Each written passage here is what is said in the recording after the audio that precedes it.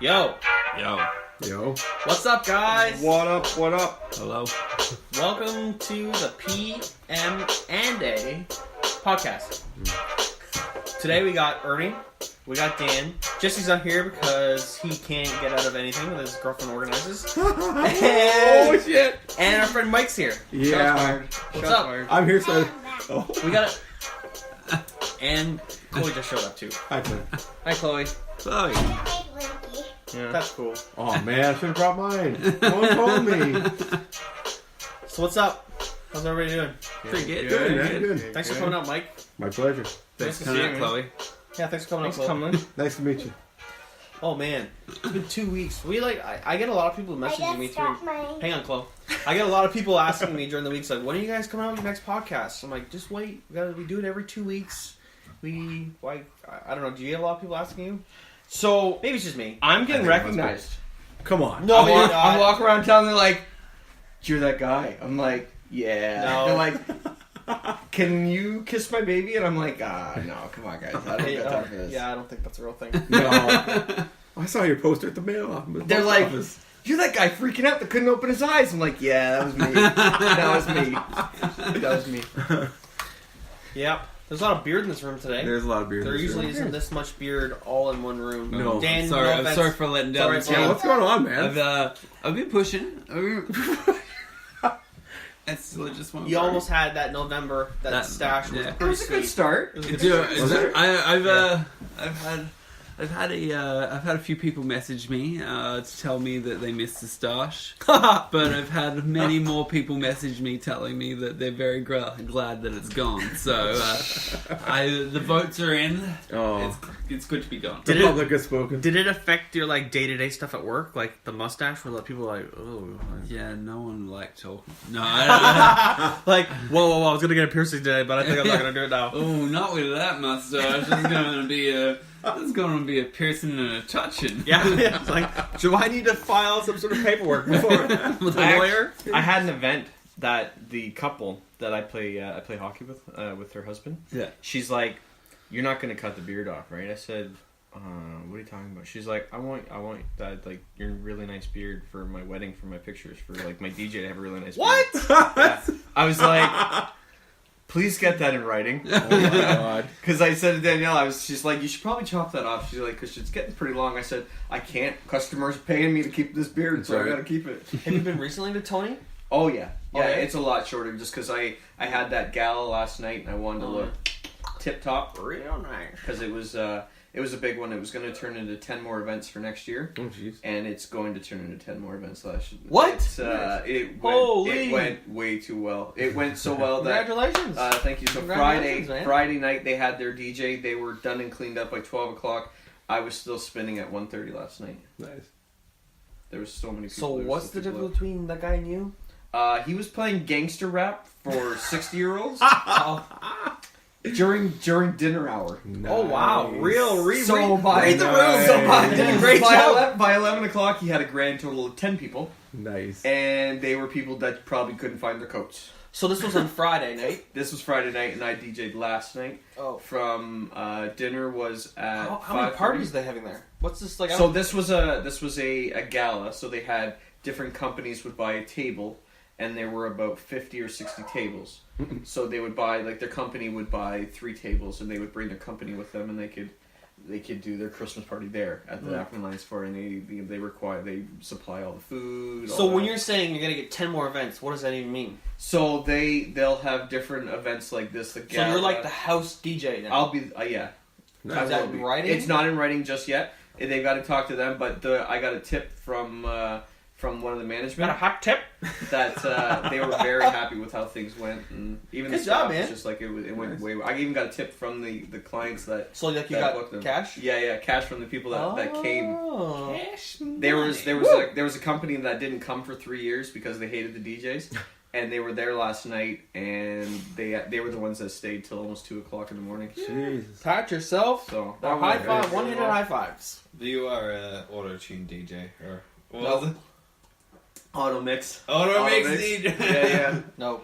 No, not whatsoever. But no, it went really well. Yeah, and you did another one for Murphy's And Distillery. I did Murphy's Law Moonshine, their charity event. That went really, really Last well. weekend? Is that lovely hat that you're wearing? That was Look given at to me. that. That was his walkaway prize. That was my thanks for coming out. That was my purple ribbon.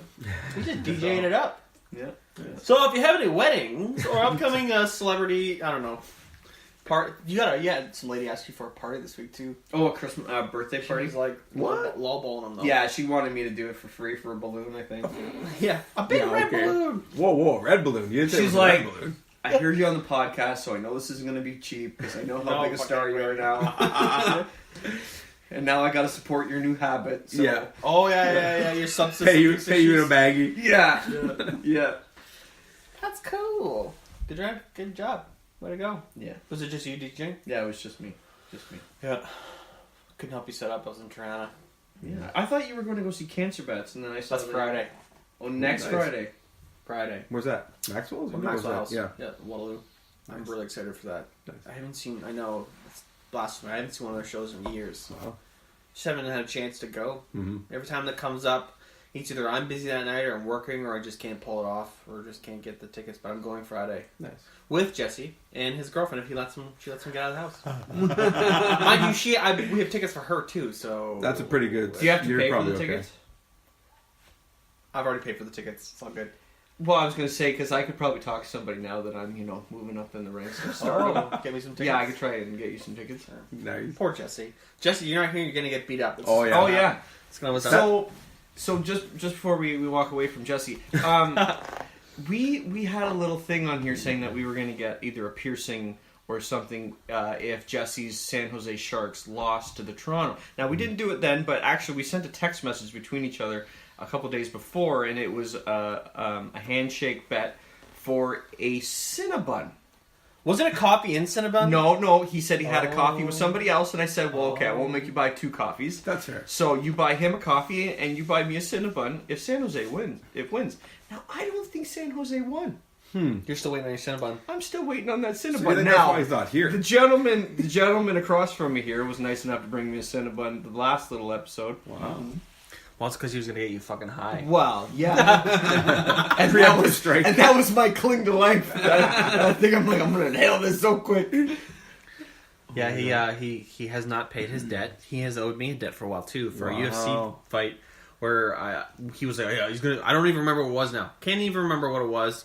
And we did like a barbecue dinner bet. Oh, like wow. take me out to Lancaster. Ooh, And I was meats. like, right? 3 meats. You get the 3 meats. You got it. That's Oh, a yeah. good deal. Yeah. Right? It is. You're stupid not to. Yeah. You get the 2 sides. Yeah. Lancaster Smokehouse. Sold. That's what's up. Give us some money. By the way, this podcast is brought to you by nobody. We don't have sponsors yet. So No. Tell me more about Cinnabon this. and Lancaster Smokehouse. you've never been to the Lancaster? What? Oh, I did a God. I did a wedding there. I'm sorry for you. Dude, the food is awesome. It is. We're gonna go. Yeah. tonight. Yeah. No, I'm kidding. Next time we'll do like a podcast hang. We'll just sit At the Lancaster. Live from Yeah, the yeah. You smoke. can't. No, you can't. It's way too noisy. No, Oh, it is. I mean we'll just Really, hang yeah. out, us like guys. Oh, not yeah, not yeah, doing yeah. a podcast at I was Lancaster. gonna say we do a podcast there. Too. No, I'm sure the server. is Yeah, open we too. get recognized. People come. Yeah, up. too much. I can't even enjoy my meal. Yeah. All these selfies all the these time. Babies, I gotta kiss. Yeah. All these boobs I gotta sign. Sign my tits. I want to eat my meal. These ribs are getting cold. Sir, my fries are getting cold. Yes. I can't sign your tits right now. Where's my Sharpie? You got hair all up in it. I can't even I use didn't it. bring my razor today. Oh fuck. So anyway, yeah, Yes. he has. We should go. A, but B, Yeah. he hasn't given me my ribs yet. Yeah. So I said to him, "Listen, you don't have to give me a barbecue meal since you owe Ernie already the Cinnabon. Get me a coffee and a Cinnabon. We're settled. Wow, that's a bargain. I'm giving him a That's deal. I'm real letting him bargain. off Yeah. real easy. That's soft touch. We haven't seen Cinnabons yet. Insert the Jeopardy theme. Song. Well, Yeah.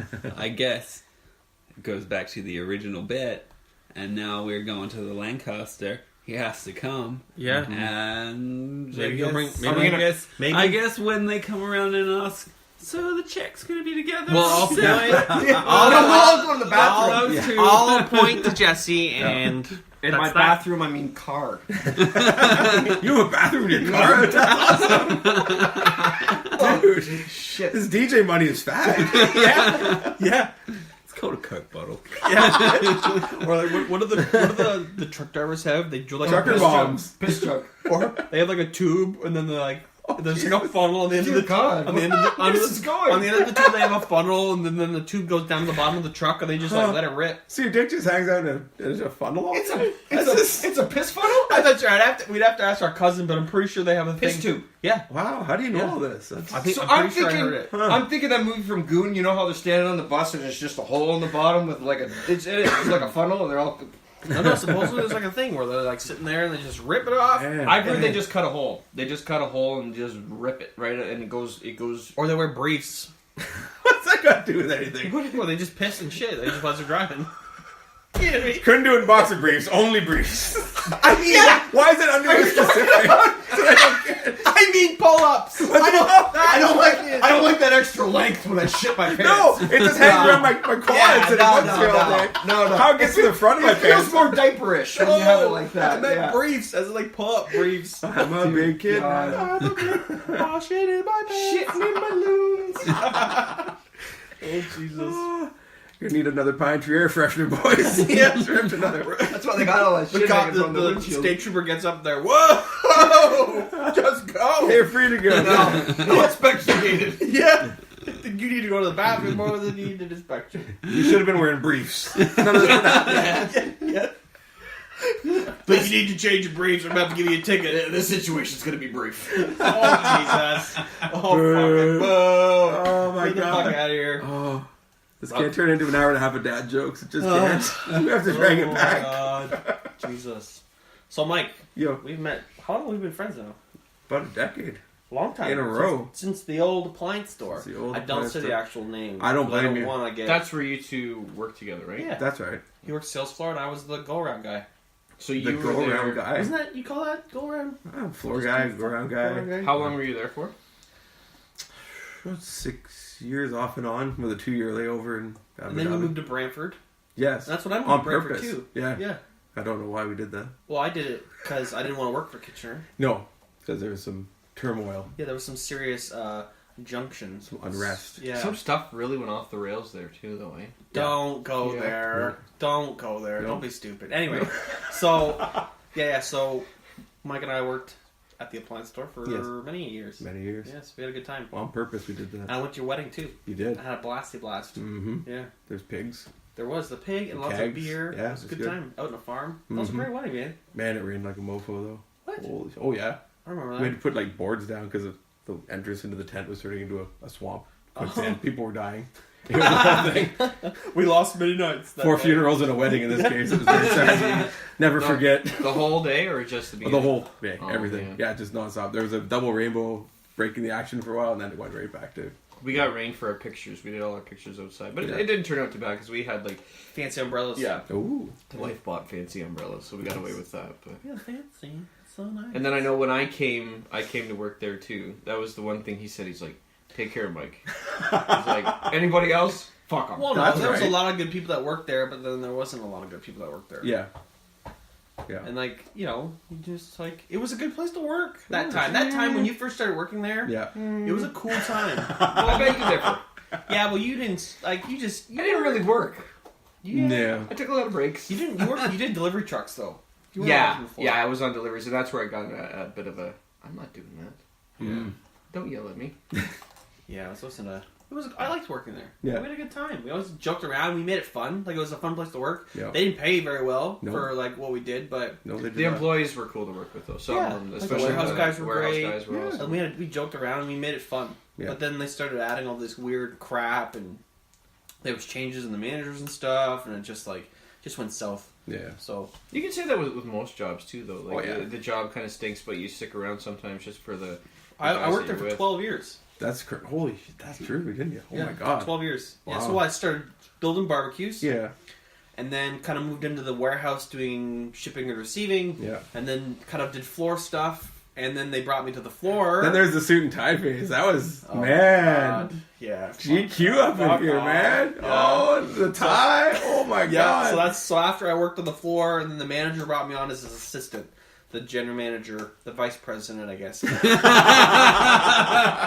Ernie's hands-on assistant. Hey-o. So This is bad. I think I wanted more money. They knew I was worth to do more. Yeah. I wasn't just this, like, I was great at lugging things around and lifting stuff, but I was also, I could do more customer service, managerial stuff related. Service work. Yeah. Yes. Get screamed at by people mostly. Yeah, I did. I got yelled at a lot. Yeah, you did. Yeah, and they brought me in so that I had to come in with a shirt and tie and cut my hair, and Yeah, you did. I had to get rid of my black plugs for a little bit for my ears because it wasn't copacetic. Oh, yeah. I got skin colored ones. I brought from Thrive Studios in Cambridge, where Dan works. Wow. You weren't there or anything with. I've heard of that place. Yeah, you heard of that place?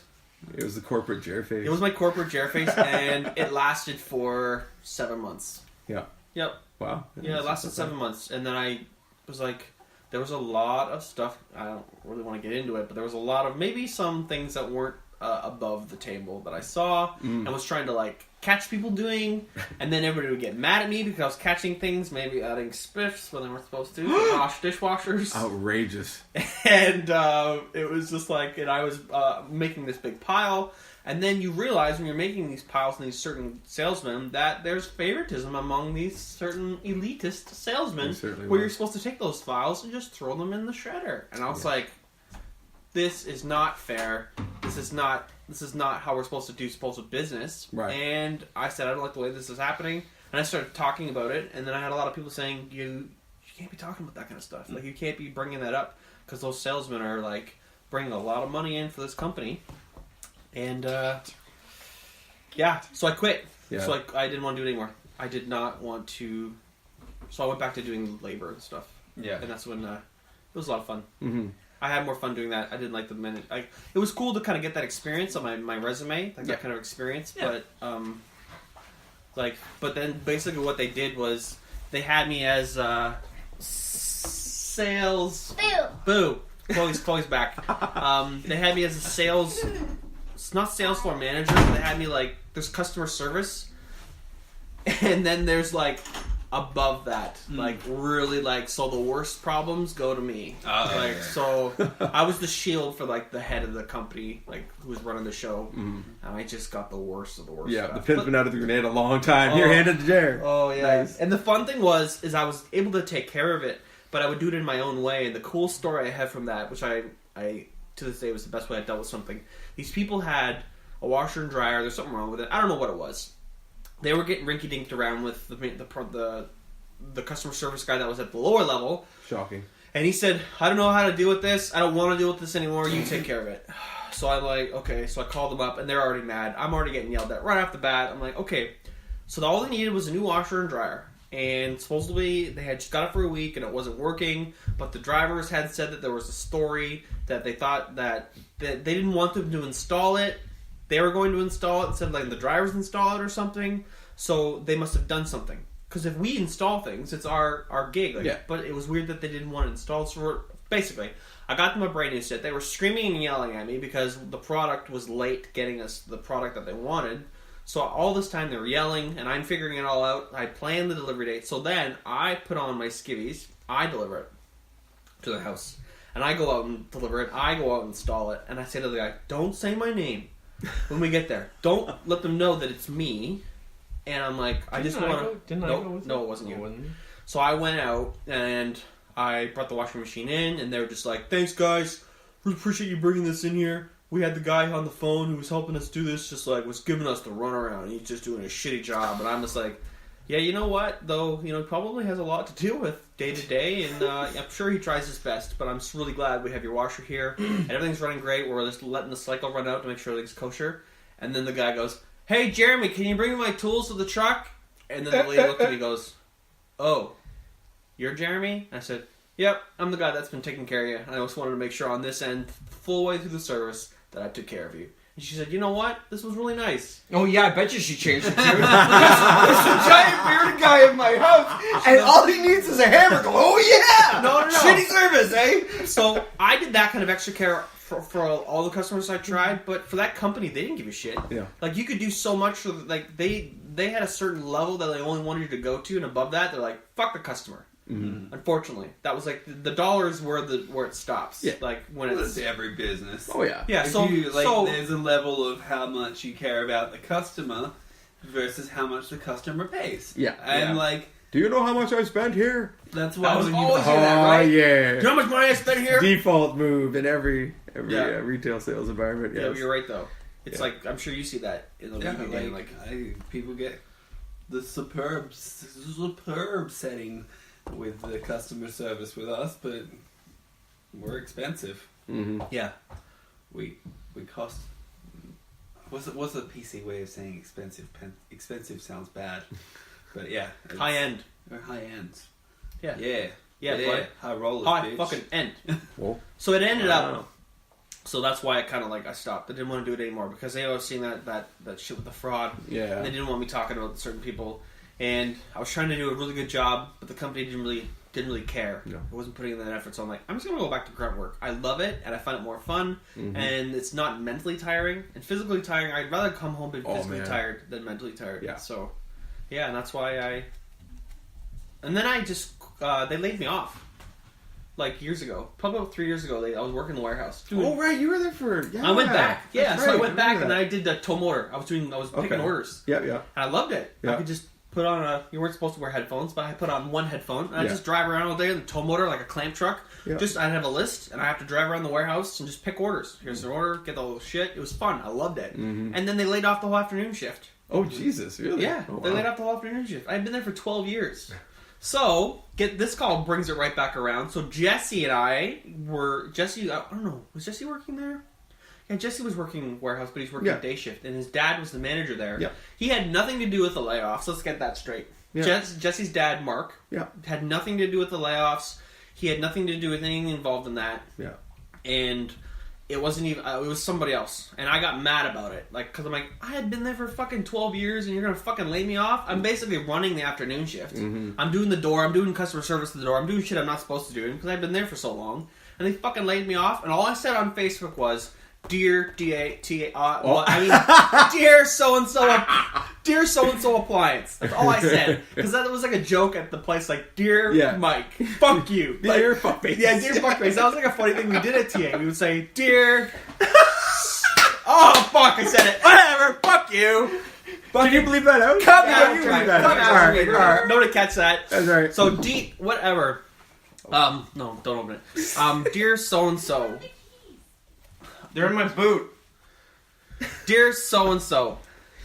Like, so...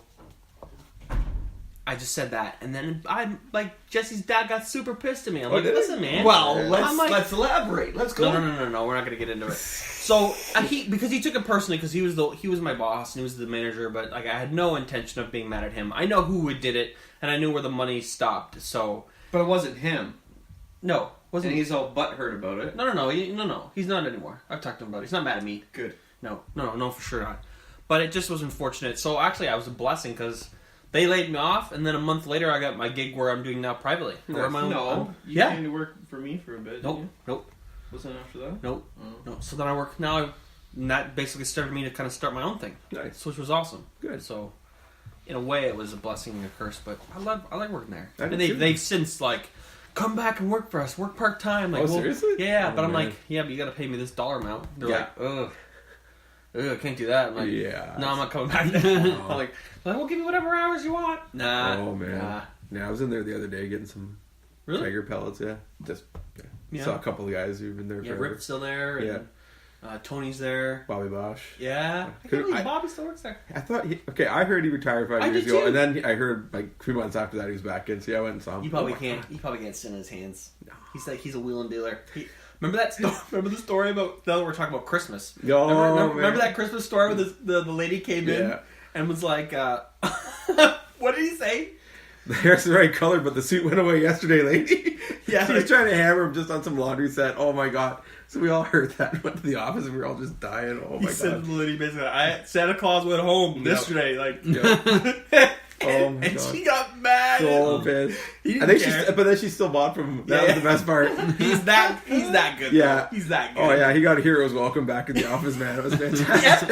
It was like a Vikings welcome back from battle. Yeah. Oh, that's the cool thing. Like salesman is like I feel like it's a dying breed. Yeah. Like the good salesman that can really like a closer. Like a really good salesman. Like now they're just like, here's all the information. You want to buy it or don't you? Well, I mean, part of that's because of the internet. Everyone knows what they want when they come in, right? It's just like, here's what I want, how much, you know, like there's still the romance is gone. There's still shit that they don't know about. Like There is. Like you can like even like me working in the appliance business for forever. Yeah. When I came in and bought my appliances off you, you were like, no man, you don't want to buy that because of this, and this reason. You want to get convection because of this, baking needs and stuff like. Yeah. Like you know, that's not always on the internet. They're not going to tell you if you like to bake. No. No, you know what I mean? Like that's the wheeling and dealing. That's like the salesmanship that's like dying now. Yeah. And like unfortunately, that's not like I feel like that business. There's not like a whole lot of, like what is there like sell cars and appliances? I don't know. Yeah. But even the cars, like that's all stuff you can buy online now. Which that scares the hell out of me, man. I wouldn't buy a car online. I couldn't do that. I couldn't. I think the I reason don't why know. salesmanship's dying as well, though, is that people like it's turning into a different model because people have all been scammed by salesmen now. So it doesn't work. You can't wheel and deal the same way. As soon as someone sniffs out you're a salesman, they're like, "Fuck this noise. He's gonna fuck me over." Yeah. So.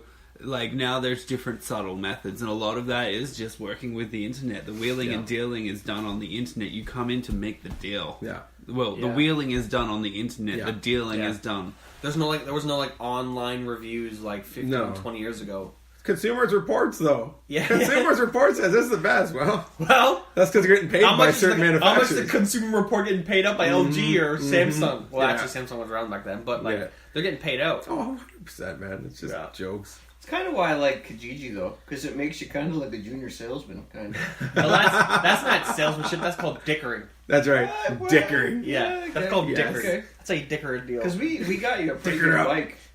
Oh, motorcycle we it's got time you? for a good dicker. That Yeah, bike- but that's a different thing. That's not salesmanship. You're selling something used. Sure.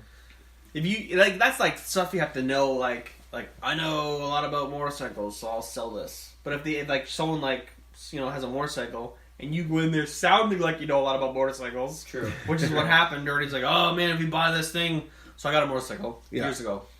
Ernie's like, oh, if you buy this thing, Ernie's like dragging his finger along the front, there's oil leaking, and the brakes are gonna have to get redone.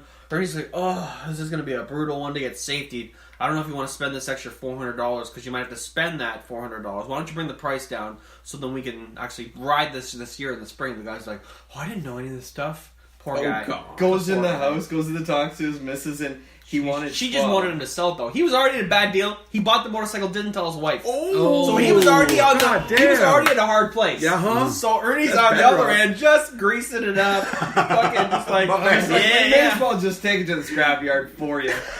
So $1,200, we walked away with it for $400. Holy What? shit. Oh What? my god. Wasn't it 4? Or was it 11? No, they wanted 11. They wanted like 11, right? maybe I think it was $1,300, and I think I maybe spent $6. Oh my god. So I already got like almost half. That's crazy. But it didn't cost me a bloody thing to get safety. No, Really? Hey, No. Pass flying Dude, colors. he just said I had to like fix one of the switches for the turn signals. Yeah. I paid $30 for a safety. He was like, and Ernie's just, so if you're gonna buy shit from, Yeah. That's because Ernie brought a bottle of oil and spread it over the front. Like, oh, look at this. It was on my boot already. Yeah. You son of a bitch. Look how black it is. Looks like WD-40. I didn't sleep at night, you monster. yeah, exactly. I need to sleep in On a bed of lies. yeah, fucking up that alive. Oh, Jesus. Oh, shit. So you said before you lived in Abu Dhabi, Mike. Yeah. No, he didn't say it before. I said it before. No. he did? I mentioned that. Oh. My little interlude away from fuck. that place. Oh That's man, what your we were. blogs when you were there, all gold. Like, what was that still up somewhere? Oh, yeah. Where is it? I think it's Mike's Abu Dhabi blog on, I don't know, Weebly. If you Google it, it'll come up. Oh. It's the only Mike's Abu Dhabi blog, believe it or not. I Like- know. like with I'm your a last shocked name? too. Yeah, no. Just Mike's Just- Abu that's Dhabi it. blog. Yeah. blog. Oh, Yeah. it's gold. Yeah. You got some good stories. So, how did that start? Like, how did you guys get there? Like, I know your wife was teaching, but Yeah. like, Well, she actually went to Teachers College in New Zealand, and then so she's a big traveler. So I never really was. Like, she went for a year to Teachers College. I was like, yeah, no, I'm not going.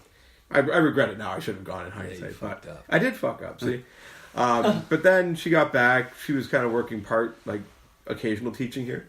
So she figured it was a good time to go. So we went to a place up in Kingston, a recruitment thing. So they had all these different countries. So she got interviewed for like Honduras, Abu Dhabi, a few different countries. And yeah, so she got a job there. So off we went. Yeah. Yeah. And then you're there for 2 years. 2 years, yeah. The contract was, I mean, realistically, you could stay longer, but she could only get a 2-year leave of absence from the board here. Yeah. So, yeah, she didn't want to give up her spot getting into the So one. she taught. Yeah. And you just hung out. I did a bunch of different stuff. Yeah, yeah. What'd I you taught do? myself a little bit. So when you got there, what was the first thing that was like culturally, do you remember that was like way different? Oh, man. Like, it was, when I got there, it was just the start of Ramadan. And I had no idea. What's that? It's like with a big religious event of the year. Oh, okay. So it's 3 weeks. It's a certain lunar cycle. And so like you can't eat or drink in public during the day. Oh, and right. all this stuff, and Ramadan, it's like 40 degrees, Yes, and like yes. I'm kind of thirsty, you know. Like There's nothing. They're not selling anything. No, man. Well, I mean, Is just, that most of the stores were closed for the most part. Ramadan, Yeah. sorry. Is that Yeah, like yeah. no pork too? Well, they not. Oh, it's always pork. no. Well, It's no, all- that's so they're not allowed pork, but you would go to the certain grocery stores. It was almost like a porn section. They had this like walled off area with like the air curtains you'd go No through, way. and then they'd have all this pork for non-Muslims. Yes, Oh, it was a whole shit. thing. So I could still get my bacon and get my hookups, but the stuff you see, there's like Pop-Tarts, like, huh?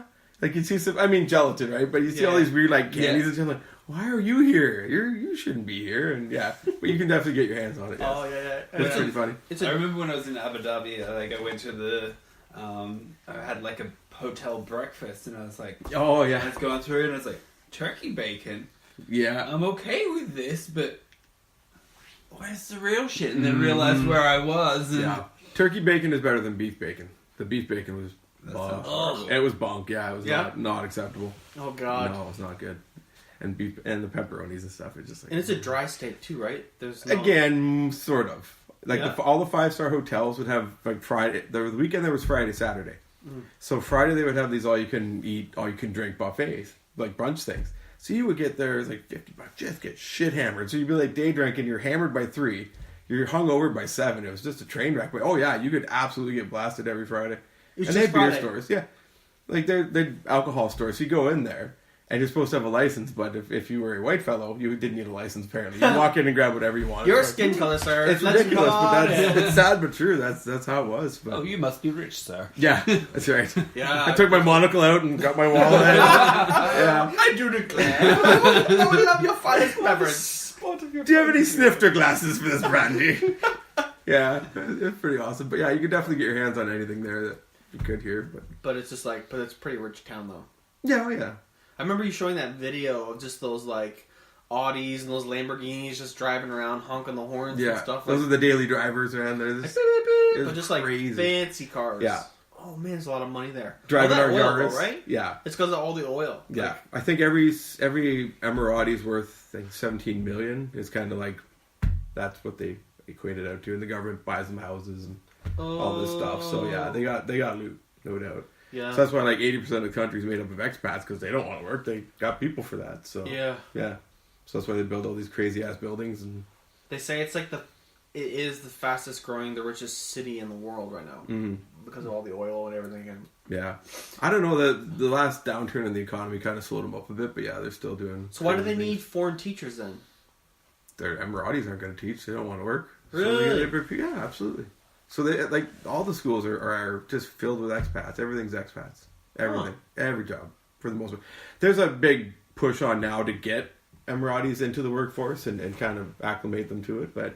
Yeah, I don't know how that's going. I haven't been there in a while, but Yeah. that was the big push when we were heading out anyways. And you guys got there, and so you had everything paid for? Like, how did that work? Yeah, no, the apartment was all part of the package, and we got one return and a flight back every year for her, so we just worried about me. But that worked out okay, because we'd go through Frankfurt, so like every year we came home, we always had a retox back in Amsterdam, so we'd go and have a week or so there, just kind of, get everything back into our systems, and then come home. And then the one year coming back to Abu Dhabi, we stopped at Oktoberfest because our thing was in Germany? yeah, because we just Oh. transferred over to Frankfurt, so it was like, yeah, we hung out there for a few Don't days. you have a and- story about Germany? How you got drunk and you had to get like an old couple had to Oh, help you or something? I was so lost. So yeah, I got split up. It was just my buddy and I. Carrie ended up going back, and we got split up on the way home. And I had no idea where the hell I was. I kept missing the stop by one, missing the stop by one. So I'm back ping-ponging in this goddamn train. I just gave up. I was going to sleep on the damn bench on the subway. So, are you lost? Yo, I'm so lost. Where do you go? I'm going here. Oh, okay. So it's like, this old lady like carried me in like I was a wee baby in swaddling clothes and took me onto the train and got me home. But I was like, holy shit. I'd still be in Germany if it wasn't for her. Honest to God. I couldn't read those signs for shit. They were English letters. I know that much. You were But drunk as fuck. oh my God. Like, it's just, the setup there is so much better than here, like for so? Oktoberfest. Because it's basically, everything's in one spot. Like, all the fest halls are in this one spot. So you can bounce from hall to hall to hall. So it's not like I'm going to Ultra Pukin House and then I got to go all the way over to Concordia and I got to figure out the logistics. It's like, I go here, I go there, I can ride a roller coaster. Distance. Yeah, everything's right there. Oh, shit. So it's pretty sweet. So man. that's the way to do it, man. I quite preferred that than here. I don't yeah. really feel like slogging across town when I've had several beverages. Just getting lost in Germany. How big of an area is it? Does it? It's a good size. Like it's huge. So there's I think 12. Like a block? Like a Couple. Yeah, like it's a couple. Oh, really? It's like Wonderlandish, but not quite that really? big. It's just it's a lot of space. That's Yeah. definitely something to go and do. Oh, Once in a lifetime. 100%. Yeah. Go to Germany for Oktoberfest. Yeah. and make sure you like tie a string to the place that where you're supposed to. Right in your hand. Yeah. I didn't have like smartphone technology in a way. I had a flip phone, man. Oh, I was playing Snake and waiting for a sunrise, man. I'm just gonna ride this out on this bench. At least you knew the batteries weren't going to die on your phone. That's true. Yeah. That's And true. you get a weapon. Yeah. You probably throw it. Somebody knock them out. Boomerang that shit. Yeah. Just gotta put a snap on it. It comes right back. So yeah. you said you had other jobs in Dubai. Yeah. Because your wife was teaching. What would you do? I did teach English for a little while, which was a whole new thing too, because they have the classes for the most part segregated, so you teach the guys or the girls. And I didn't think I was going to get to teach ladies, but then there's a group of, I'd say, late teens, early 20s kids who were trying to get their IELTS and TOEFL for going to school overseas. So I ended up teaching them, but that was like the second time in my life I had coffee. They insisted you had to have coffee with them. It's very rude not to. So I was like, oh god, coffee. Oh god. So they have these little shot glasses. Like, oh hell, I've shot a lot worse than this. So I just knocked her home. I was like, oh god, it was awful, awful. But yeah, it was really it was a whole different thing, man. Like, I wasn't really sure what to expect. So the first day, basically, I got here's the learning material. Go. I'm like, okay. So I really kind of had to hit the ground running, but I did that for like a year or so. Cash money. For a year? Yeah. Was it like? Did they speak any English?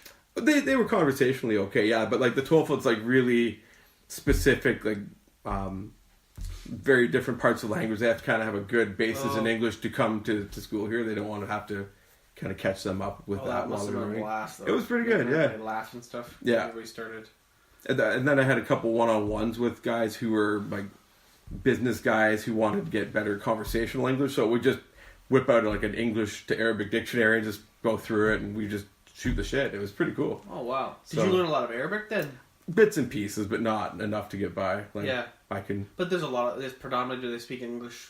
Oh yeah, they also pretty much everybody speaks English. So yeah, you don't need to learn Arabic to get around. Yeah. You're fine. You just. I think it was easier to get around with English in Abu Dhabi than it was to get around in Quebec. French. I don't. Yeah. Oh yeah. Yeah. Anglos, get the fuck out. Yeah. Were there any like really rough parts of it? Like there were some. Yeah, like it's kind of like the city center, and it just sort of grew out from there, right? So the center is kind of a bit run down, but there's been some suspicious fires, much like downtown Kitchener, where things burnt down. And, hey, look, now we got something shiny and new. There's a lot of that would take place there, but not. There's nowhere I felt unsafe going into it at all. Like it was.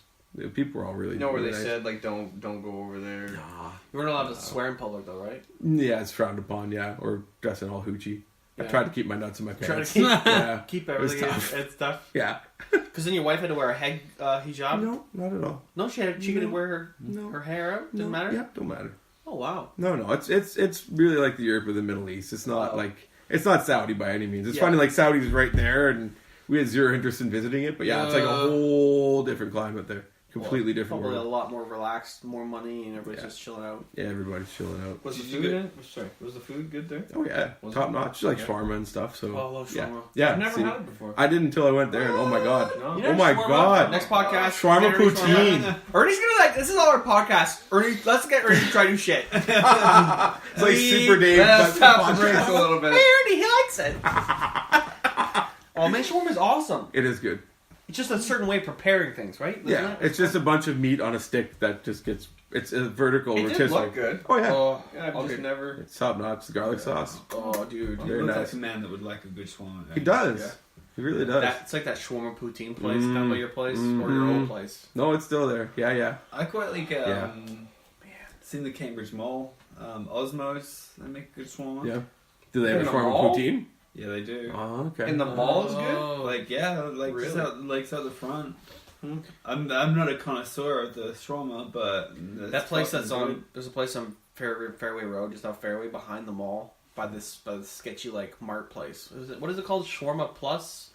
Where's that one? That's the one you and I Oh went no, to. that's GT. Where that's the Stanley Park Mall. Oh, Yeah. oh, okay. I'm talking about that place you and I went to, behind the Fairway Mall.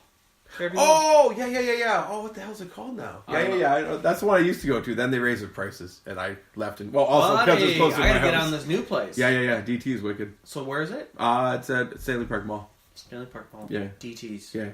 Shawarma. Check it. I'll have to check that out. Dude, Yeah. the shawarma poutine Yeah. is, and then they put spicy sauce all over it. Mm-hmm. Oh god, garlic sauce. They juice her up real nice for you. Mm-hmm. Now, is it as good as Smokehouse? It's not the same. It's a kind of different thing. animal. Different Yeah, it's a kind whole Yeah. different beast. Yeah. But it's good though. It's like it's not super salty or anything. No, oh dude, Mm-hmm. it's like melts in your mouth. so good. We'll Yeah. get it. We'll get it. We'll have to go get it. Yeah. So what was the other jobs that you did in Dubai? I did Wait, were you in Dubai or Abu Dhabi? Abu Dhabi. Abu Dhabi. Sorry, I say Dubai. When were you in Abu Dhabi? By the way? I was there for a stopover. Oh, okay. Funnily, I thought I was going to Dubai. I didn't realize. I thought that Abu Dhabi was the airport in Dubai. I was like, that's what's happening. I'm like, I'm gonna see that big building that I don't know what it's actually called, but I call it the Wiz Khalifa building. Yes. Um, That was the whole thing too, because we were there when it opened. So it was supposed to be the Burj Dubai, and then that was when all the financial stuff was going down.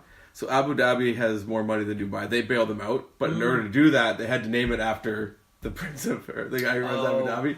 So that's when it became Burj Khalifa. It's like so they had this was like days before it opened. So they had all this like swag with Burj Dubai all over it, and then the name changed like 3 days before it opened. Oh, no! So they're like.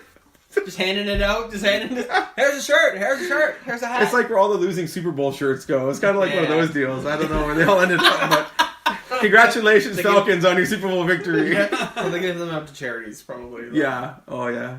But yeah, so I did a gig for a day where I did a commercial, which was pretty awesome. So it was just completely insane. So I saw this posting in like one of the grocery stores. So I call him up. So he's like, meet me at the Subway. Okay, like the Subway restaurant. All right. So I go out and I wait, and this dude pulls up in this sketchy ride. It's like, get in. I'm like, this is how I die. Yeah, I know how these movies end, and it's not good. So I got in, and we go to this villa, and the guy's like, okay, when can you go? When can you start? I said, well, what do you want me to do? Well, in this commercial, it's because we're trying to teach the locals not to litter. So we need you to, you're going to have 2 students with their backpacks throwing stuff all over the place, and you must scold them. Like, sold, let's go right now. So we ended up doing this thing. So I thought, this could be an all-day thing. I had to dress up in a suit, like 40-degree heat. I'm dying. I go through it, and I'm just laying into these fucking kids. Like, I never got to see the commercial. I would have loved to, but I was just killing these kids. You get back here, pick that up, buddy. And I'm just like tearing them to shreds. You never saw the commercial? No! It could be on YouPorn. I don't know where the hell it is. I don't know if there's a fetish for guys yelling at dudes about garbage. You gotta find that. Oh my god. I tried, man. I don't know. So it was like 20 minutes. Like, okay, you're done. Like, okay. He hands me this envelope with like, it was like 500 dirhams, like $150 for like 20 minutes worth. Peace. Yeah. And that was the whole thing. That was it. And you're just like giving these kids, so they have backpacks on and they're throwing the stuff Just out. everywhere, yeah. So but I mean, there was a lot of litter there. There was, but they also had a lot of people there to pick up said litter. But yeah, they were just trying to reduce the amount, I suppose. Wow. It was pretty awesome. So why were they like? So that's like a thing. People are just like littering and like being sloppy and not working. They just have too much money on their hands. That's what? a lot of it, yeah. Oh my god. Yeah. Just like fuck this place. Pretty There's not much. money. That's right. I will soil our country. No, it's just the way they work. But Oh, that's hilarious. I also did about a week, I think I lasted, doing transportation for the Middle East International Film Festival. What the fuck? Oh my god, that was hell on earth. Driving? No, like organizing rides for people. What? Yeah. So all of a sudden I get like a text at 2 a.m. Antonio Banderas is at the airport. No one's picking him up. I'm like, maybe someone should have fucking told me that. So I was there for about a week. I'm like, I can't do it. I'm having like heart palpitations. I just sent me, I fucking quit.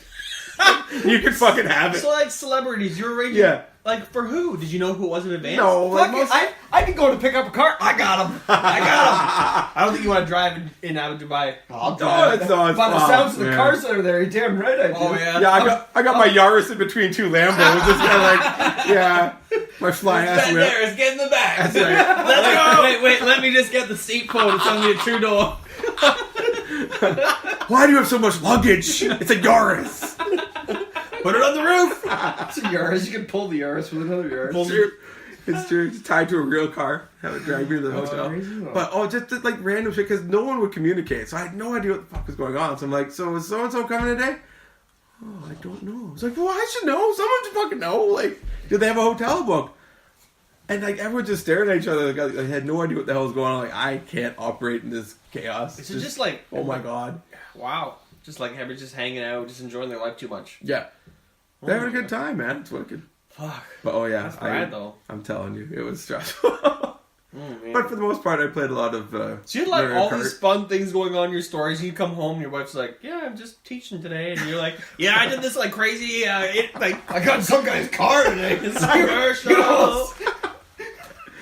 Oh man, yeah, that was the sketchiest thing. This random car, just yeah, sure, I'll hop in, whatever, see where it takes me. Was it dusty as hell? Yeah, there was dust storms and things like that. Yeah, which is kind of weird.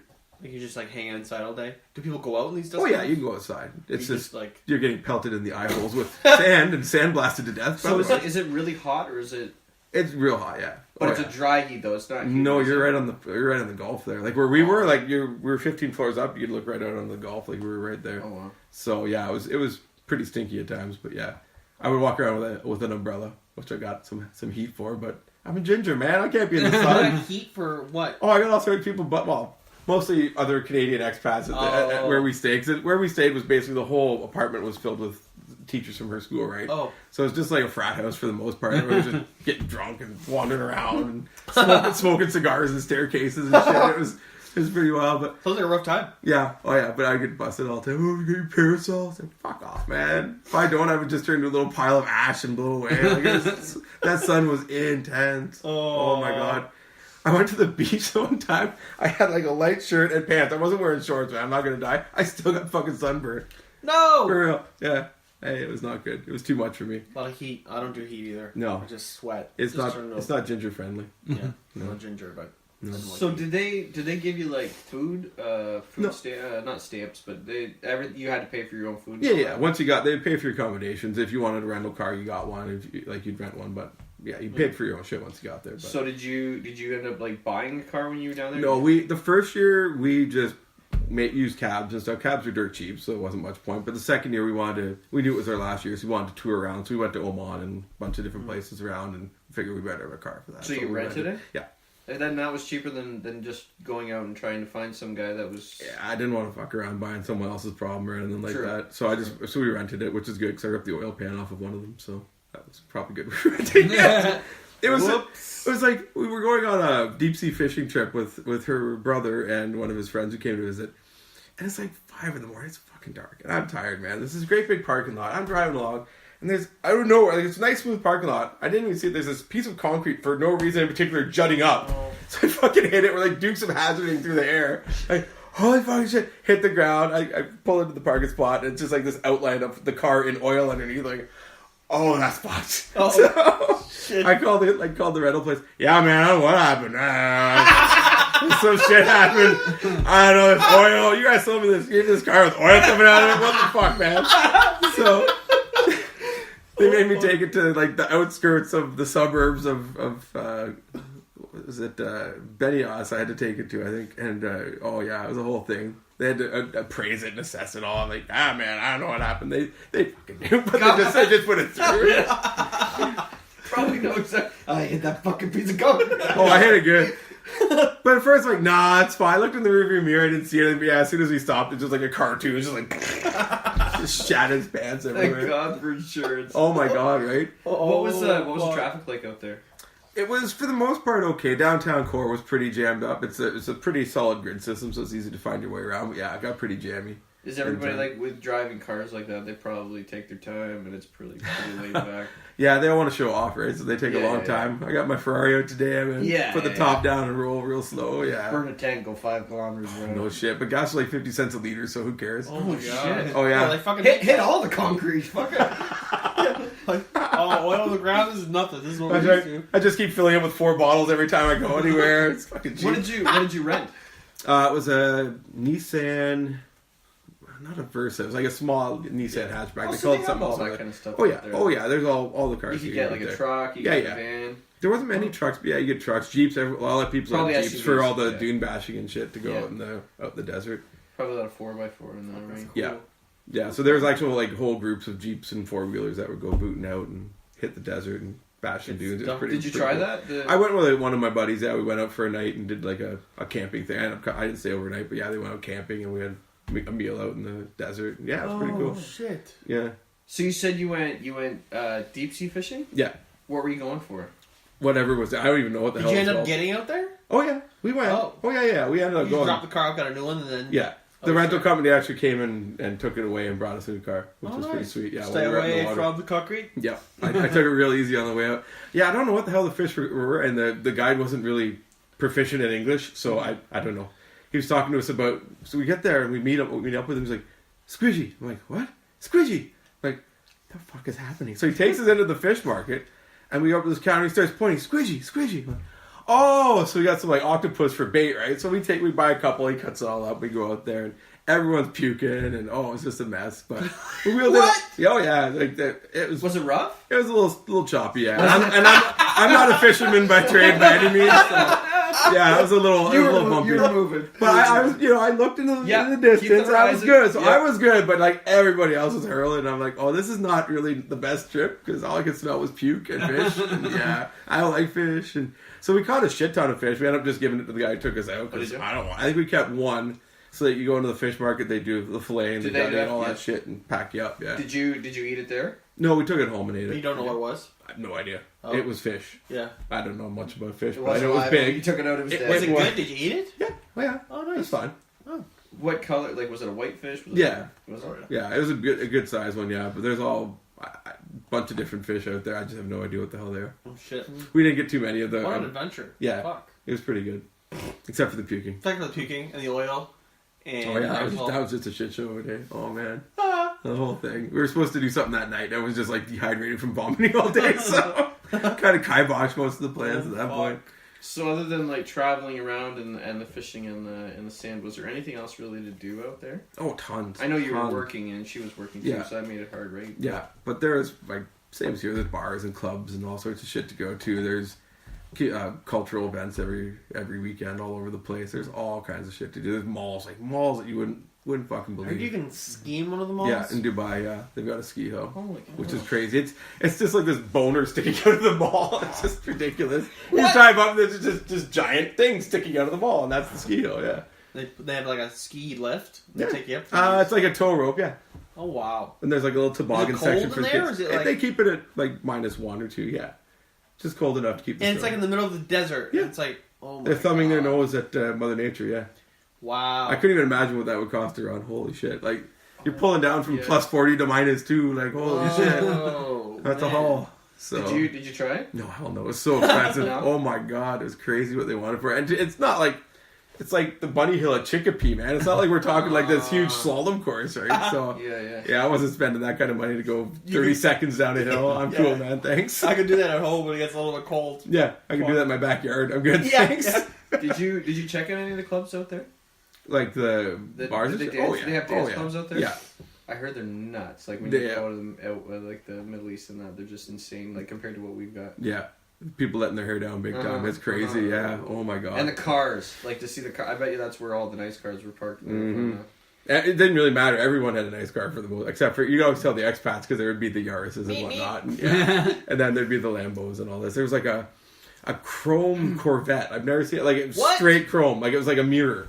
What? I'm like, how the hell is that even legal? The sun hits that. You're blinding everyone, like, in all 5 lanes of traffic, right? It's legal because fuck you. Yeah, 100%. Yeah. He just gives like a stack of $100 bills out to the cop or whatever. This is why it's legal. Like toilet paper roll of Durham. Yeah, here you go. How much for you to fuck off? All right.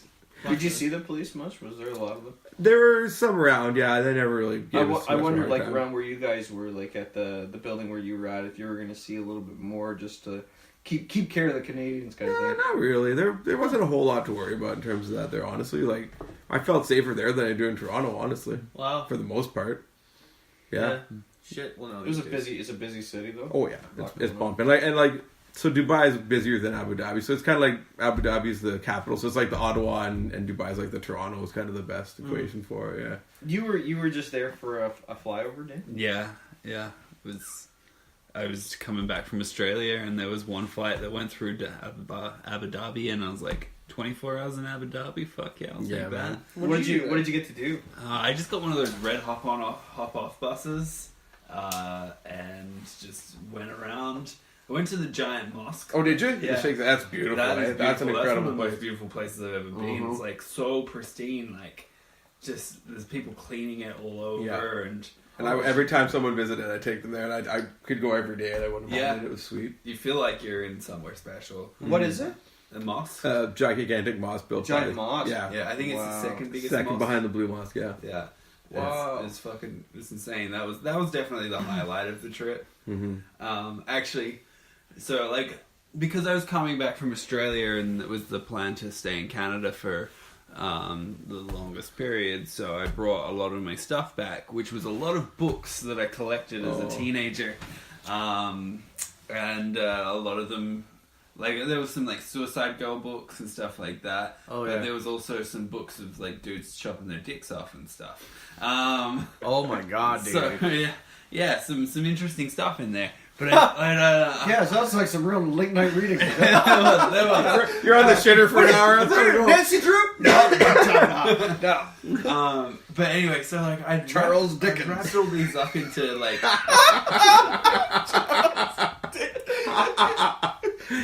wrapped all these books up in saran wrap to, like, just keep them safe. For freshness, obviously. Yeah, for freshness. You don't want them going bad. But I walk through Abu Dhabi airport and like I'm walking through like a boss, like no one's gonna stop me. And then all of a sudden I get into the customs area and they just look at me and they're like, over that way, like, look at you, tattooed piece of shit. And I get this guy and I'm like, fuck. Bit of a conservative country here. A little bit. A little bit. So I pull up my bag and I put it on there, unlock it, I zip it out. And he's looking, shit. and the first thing he pulls out is like this Suicide Girls book, which I know is the tamest book in my entire bag. And he's looking through, and he's like, "Oh, he can't be looking at. He can't look at that kind of shit." no, he's bro. like, he's like, you can't have this in Abu Dhabi, like no porn in Abu Dhabi. And I'm like, fuck. I'm like, oh my god, I'm probably gonna get thrown in jail for the books that I have right now. And then so he's like, he's looking through, and he's like, but real nice. Oh, nice. And then he starts like making small talk with me about smoking pot. What? And I'm pretending like, I'm like, nah, never seen the shit in my. What are you talking about? He's like, it's good. That's entrapment, brother. Yeah. And I'm like, I'm going to jail. And then he just packed all my shit up and he's like, have a great day. Did he take your book? Wow. No. What? No. Put the book back. Still got everything. And he didn't open it. I was like, but like, I feel like if he had opened up any of the other ones. Oh yeah, you'd still be there. Why do you have a book like, about dick chopping? Pardon? Why do you have a book That's the about bigger dick question chopping? here. Yeah. Oh, what? Why don't you don't have one? Yeah. I'm a little bit confused. You didn't buy one as a No. teenager with your mom's credit card? No. Wow, that's a good story. Go on. All right. I have a few, but like, Why would you cut your dick off in the first place? well, they're not all about dick cutting, but well, Just half of them. yeah, the good ones. one of them is predominantly about dick It's about cutting. 3/4 of them. Do you get it? Oh, out of here. Fuck. So I thought it like, was just a tip. I don't know. Don't be such a dick. So, as a teenager, a lot of people find ways of wasting their time. True. Some spend their time on Video games and shit. Video games. I spent my time on the internet learning about body modification. Okay. Fair And enough. Makes sense. So I was on a website, mostly based in Toronto, actually, called BME, Body Modification E-Zine, and it was before social media was really a thing. But they did have a social media element to it. I think it was probably one of the first social medias in the world, and it was just for people with body modifications to sort of get together and Like a meet- forum, Like a forum, yeah. like a forum. But we all had our own little landing pages, and like it was well before its time. But anyway, had this thing, and like so I would just meet people with body modifications and stuff like that, and we'd talk about books and stuff like that, and like there was a lot of publications about crazy shit that happened, and one was about an event called ModCon, which was sort of like heavy body modification, like people getting together and Cutting the dicks off. having secret events Sounds about like a great it. party. Yeah. Bro, there was coming there over was- later. Let's cut our dicks off. Yeah. But you know, like That's for Ernie next show. Next show. Yeah. Shawarma and dick cutting. Shawarma. And Sorry, Dan. Sorry. We interrupt him all the fucking time. It's alright. It's alright. But yeah, Swarmer and dick cutting. I like my Johnson where it is. But you know what? I should bring this book in, like, or at least one of them. Oh, really? At But yeah, like, least. the most intense one, yeah, for sure. But yeah, it's all about extreme body modification. But then there's also like, I've got a bunch of books from like a photographer called Charles Gatewood, who's passed away now, but he used to go to like crazy weird kink events and stuff like that. He was like an underground photographer.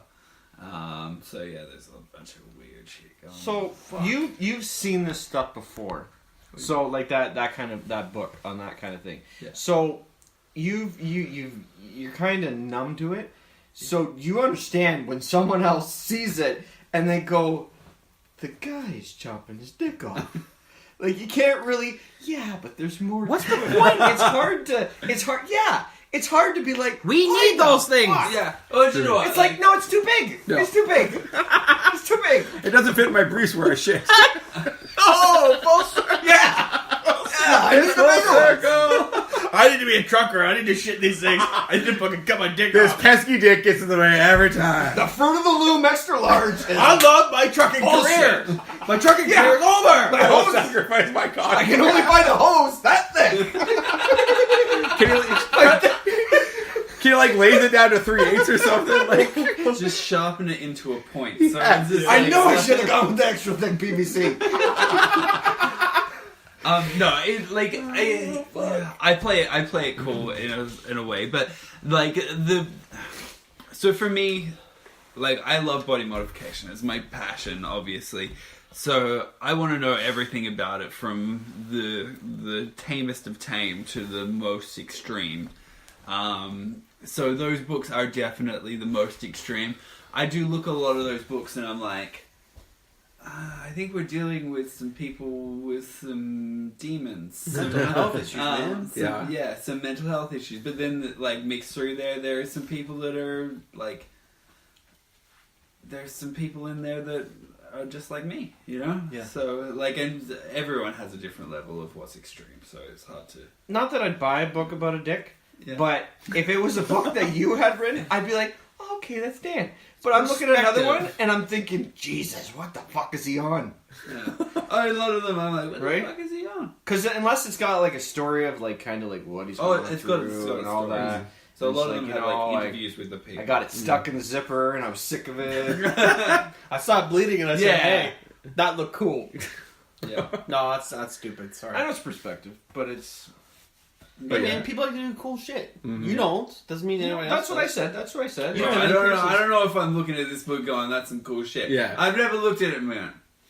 what about me? Really neat. What? Like, We don't need this much. one of the coolest I'm just things. showing off at this point. One of the coolest pictures in the book, or like there's when I'm talking about it, there's one book that I'm thinking about in particular, but where there's like the guy has amputated like most of his arm, like just below his Chosen elbow. to? Yeah. Okay. Yeah.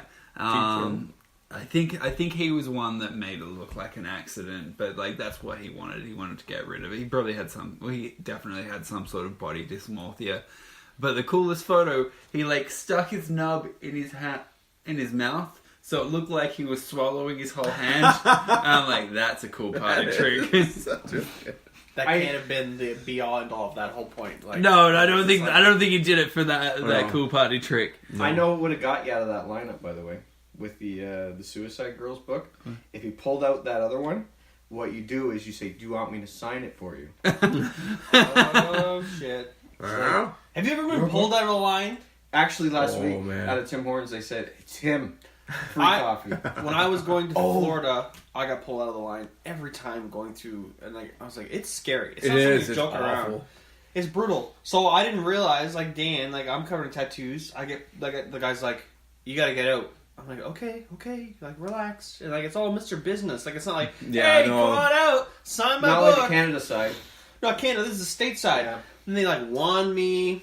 And they say, what are you doing? They give you the one over. Like, it's not fun. Like, it's not a fun thing. Like, they're not like... It's, not at all. It's not all sunshine and lollipops. No, that's pretty sunshine and lemon. I get that pretty much every time I walk into an airport. Yeah, well... when you go into secondary, that's some fun. Yeah, it is. Oh yeah. Why'd you get pulled in secondary? Where was this? He read the book. He looked further into this. Yeah. It was at Edmonton Airport, but like you know how you cross over to the US border, like when you're still in Canada, so you can fly into domestic. So I'm going to Mexico, but I have to fly through US, so I go through US customs. But beforehand, I just dumped a whole bunch of edibles in my mouth. What could go wrong? Because, like, so my thought was, Oh, here we go. it's a long flight, so if I, at the very last minute, eat a bunch of edibles, I will be high as balls until at least 3/4 of my flight. True. But then the clock starts ticking at that point. You got about an hour to get Exactly. through everything. Exactly. Yeah. And I'm like, an hour? I got this easy. I got this easy. Oh, shit. I'll be almost on my flight. Almost. And like, you know, like this is not something that I had. That wasn't my first rodeo of this plan. I'd done it plenty of times. Yeah. But anyway, this time I'd eaten just like I was lazy. I just had some butter and I was just like, slam that to the back of the throat, and then just I go through customs. Little did I know that I fucking stank like weed. No. Anyway, but then I'm standing in the line. And it's actually hitting pretty quick. Shit. And I'm looking at this lady that's like one of the people, like one of the customs officers. And I'm like, she looks like a cunt. Sounds so much better when he says that word every time. It's true. And I'm like, and you can just see like she's just waiting to kick someone. Yeah. Well, she's at everyone. And I'm like, please not her, please not her, please not her, please not her. And yeah. My stoned ass gets her. And then she just looks at me and she's like, do you take drugs? And I'm like, fuck. And I'm like, I'm not going to, like, I know I look high. Because I'd also smoked a bunch of joints before I was a little bit. And so I'm like, yeah, I smoke weed sometimes. And she's like, today? And I'm like, yeah. Oh, today. wow. Boy. There's nothing they can do about it. No, really. true. I'm pretty honest with customs. Like, I feel like I look like a piece of shit. So, they know when I'm lying. So then, especially when I'm flying, I'd make no effort to make myself look like a respectable human being. But yeah, so she's like, yeah, no. So you smoked weed today? And I'm like, yeah, it's a long flight. And she was like, come with me. Takes me into this room, which just, the best way I can describe it, it looks like a DMV. Like just these like rows of chairs, no TV screens. TV screens. Yeah. And she said, sit there. And then there was another guy. There's only one guy in the DMV with me. And he was sitting there, he was on his phone. And she's like, put your phone away. And I was like, oh shit. what? She scolded him. She pulled it out. And I was like, oh fuck. and people are walking around. No one's telling you anything, and I'm just sitting there like I can't even check my phone because I'm gonna get my ass whooped. And I'm like, fuck.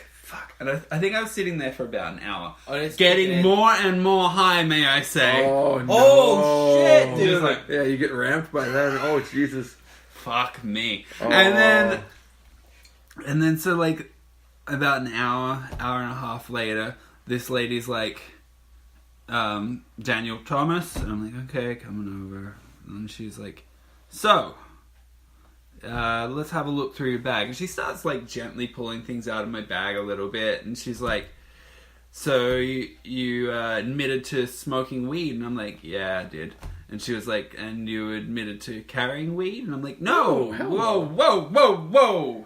Admitted to having a smoke before coming on the plane, you know? And she's like, oh, that's it? Good day, sir. No way! Fuck off. Yeah, puts all my stuff back in my bag, and I was like, I felt like I'd like skipped. I don't know. I felt like the angels would shine. Like, what the fuck? They probably just knew that chick sent you. Like, oh, this chick again. Yeah, Honest to fucking God. Fucking Helen. Fucking hell. And then so like. And then I'm hearing Mr. Thomas, like, last call for Daniel Thomas. Yeah. I'm fucking sprinting, Yeah. high as balls. Oh, Get on my plane, and then, like, obviously look high as balls. This high as balls dude walks on the plane, last person And on the everyone's plane. like, look at this fucking fuck, for fuck's sake. Look at this fucking guy. You guys want some light reading? I want some light reading. I got some books. Everyone wants to read. Oh, my trip to secondary was similar to that. Yeah, that wasn't fun. Where'd you get pulled in? Pre 9/11, my second flight ever. I was going to Dallas Fort Worth to go to South Padre Island for spring break with a bunch of buddies. So before we left, we had a big party, and my coat smelled like weed, and I didn't have time to wash. I didn't even think of it. Right? So go to the airport. And this dog comes up and sits down beside me. I'm like, no! What a nice dog! Hi, doggy! And like, as soon as the dog sits down, you're fucked. Yeah, I was like, oh, I didn't know this, right? I'm like, dumb. Bad dog! I'm dumb as fuck. So I get pulled back there. You smoke any weed? Like, no, not today. And then fucking guy just ripped my shit apart, threw it fucking everywhere. And I got like 10 minutes to get to this gate, right? And he's just throwing shit everywhere. He stole my sunglasses. And then he's like, no, you're good. And I'm sitting there with all my shit scattered like all over like 2 giant tables. I'm like, so fucking trying to shoehorn everything back in and get to the gate. Like, oh, that motherfucker. Just because the dog. Just because the dog. Yeah. Oh, man. Yeah, so if the dog says, if you see the dog, avoid the dog. Oh. And if it sits down But if beside you avoid the dog too much, they notice that you're avoiding the dog. True. Yeah. And then they bring the dog to you for a good snippet. Bring the dog to you. Get We'll bring the dog to keep you. bacon in a Ziploc bag, throw it in the corner, run. Ziploc bacon that's been enhanced with weed. Oh. That's the kind they like best. Oh, weed bacon. Yep, weed bacon. So when I got to Texas, no, needless to say, I left the code there. Did not return back to Canada with me. It just stayed there. Buddy. It was cursed. Oh This my cursed God. jacket. So now you're home. You're hanging out at home. Your wife was the teacher. Sorry, Yeah, jumping. she's a VP. Yeah. Yeah, and you're not in sales anymore. No. Where'd you? Because you were at Goldman's for a while. I was at Goldman's for a while. And Then I then- went to Jacuzzi for a year. Yes. How was that? Jacuzzi? Hell on earth. Oh boy. Yeah. You don't like I selling don't care. You jacuzzis? I don't care. Use the name. I don't give a fuck. You don't like selling jacuzzis? I didn't mind it, but Oh, is this the store? it was the store. It was it's a lot of. It's a luxury. It's like when someone's fridge dies, they need a fridge. When Yeah. someone needs a hot tub, they don't really need a hot tub. You know, and you get these people and you're running their credit checks and they like just squeak through and you know you're plunging them into like 20 grand worth of debt. And just like, oh god. shit. For something they might use twice a year because they'll fucking lose interest in it because it was a passing fancy and just like, oh, send. Oh, Oh no. fucking felt awful, man. But yeah, it was just, You guys it was have all jacuzzi? sketchy. Yeah. You got? I bet you did. Oh yeah, I got a good one. Yeah. But I use it every day. That's the difference, Yeah, right? yeah, Like, yeah. I like it, but oh yeah, I couldn't do it to people anymore. Yeah. Oh man. No, it was good. I got it just at the right time. Yeah, my son was born and I was home and yeah, it was good. To take care of him. Yep, So that's a full-time job for you, certainly is. taking care of your son. Yep. So I know a little bit about his diagnosis. Yeah. But what? So he was born with like a deficiency of breathing, or is A gene deletion, basically. It's a genetic condition called spinal muscular atrophy. So everyone's got an SMN1 and 2, which are survival motor neurons in your body, and he doesn't have the one. He's got the second one, but not the first one. So the upshot is that he's not producing a certain protein that talks to your nerves. So his muscles aren't working properly. So things like breathing tend to dissipate quickly and they don't tend to make it. But he's on a gene therapy that is improving his life substantially. Gene right now. therapy? Yeah. Whoa. Yeah. That's pretty, like, advanced. It's like Star Trek shit, yeah. That's awesome. Yeah. So basically what it is they do a spinal tap. It's the protein that he's missing that the body's not producing. They put a synthetic version of it into his spine. It works with that SMN2 neuron that is still there. And it kind of acts as a backup. So it does generate. So he's gone from barely being able to move his arms. He's rolling now. He's very proficient with his hands. He's grabbing everything. Oh, man. His breathing. He's 18 months. He's spending almost 8 hours a day off the vent now, which is crazy. So, like all at the hospital, they're used to these kids, just type 1 kids especially, just fading away and dying. Like 50% of them are gone by age 2. So he's just defying all logic. So he was the first gene therapy patient at McMaster in their history. So like this is all just kind of new, and it's kind of weird to be watching history unfold really in front of your eyes every day. It's crazy just to watch him do different stuff and grow and develop every day. It's wild. So are they documenting a lot, like his progress? They are and they aren't. I mean, we go every 3 months for a follow-up and they do a battery of checks on him and all that. The neurologist who's working with him, who diagnosed him, there's a certain test that they do to measure how much he's improved, and like he's just blown away by the results. But there's not there's not like a constant check-in. But yeah, they definitely have to keep tabs on, because this medicine that he's on is 125 grand US a shot. So he's had So he's had 6 so far, but the drug company's covering it. So holy shit! So, yeah, it's like the most expensive medicine out there, basically. Now there's a 1-shot deal that they've created now, and it's I don't know if they set a price yet, but they're talking millions for that, which is crazy. But what's the value, right? I mean, life. Yeah. So yeah, 120. So the government wasn't covering it at first because it was approved by Health Canada in 2016, I believe it was. That's just like a couple years ago. Yeah. So, but none of the government bodies were covering it, so they didn't know what the hell to do with what it was all about, right? So, just recently, about 2.5 months ago, it finally got approved for type 1 kids. There's technically 4 types of this disease. Well, technically 5. Type 1 being one of the most severe. So all the type 1 kids are going to be covered with this medicine now. So that's great. But the type 2s and 3s aren't nearly as bad. Like, they can sit up. Most of them can breathe on their own, that sort of thing. But we're hoping that can get covered for everybody. So wow, we're still trying to advocate for everybody getting. So yeah, Spinraza. People listening to this, let's advocate. Yeah, man, Spinraza for all, man. Everybody get that. Wow, it's crazy. It's absolutely crazy, the progress. So that's great. So before they had this drug, this gene therapy thing, they'd pretty much all because their muscles were getting worse and worse, and your rib cage was your intercostals were getting worse and worse. You weren't able to breathe. So you came and your child's the first one in McMaster, not in Canada, but at McMaster Hospital. Yeah, you're like just on the right side of history. We got lucky on that. Yeah, because if this was 5 years ago, it would be a whole different story. Holy crap! Yeah, holy shit. So he went from he wasn't diagnosed till he was 6 months. Some of these kids, some of the stories you'll see in the States, these kids are diagnosed 2 weeks and they're on it right away. And the longer you go without it, the more your body deteriorates. So you have to kind of come back that much further. So the fact that he got it at 6 months is good, but it would have been nice to get an earlier diagnosis. But can't change what happened. What would you do to notice that though? Well, I mean, because basically he had no muscle tone. So for the first couple months, you're like, baby, they're basically a bag of wet sand for the first couple months, whatever, right? So we brought it up to the doctor at 2 months, and she's like, so, especially in tummy time, you put him on tummy time, and he would lose his shit because he couldn't move, right? He was just laying there like, I'm fucked, I can't do anything, so he'd freak out and panic. So we hey man, this is all happening. Oh, some kids don't like tummy time. Just keep trying it. So we kept trying it. He was just he was a mess. So 4 months we go, listen man, something's not right here. This kid is not getting any better. In fact, he's getting worse. What the fuck's going on? Well, you should try a Bumbo or a Jolly Jumper. I'm like, a fucking Bumbo. Oh my god. I'm putting this bag of wet sand in the Jolly Jumper. Okay, so I went home. Doctor says. I tried putting him in a Jolly Jumper. It's just this broken marionette. I'm like, something's not right. So my wife was very proactive, and we, got him into physio and massage and chiropractor. Because at that point you're like, oh, maybe it's a slip disc or something that can be easily fixed. And then he got RSV. Unbeknownst to us, he was fine on Friday. Saturday morning, he woke up, he was gray, E.T. gray. And we're like, holy shit, what's going on, right? So we take him to KW, and no. So they zipped him up to Mac.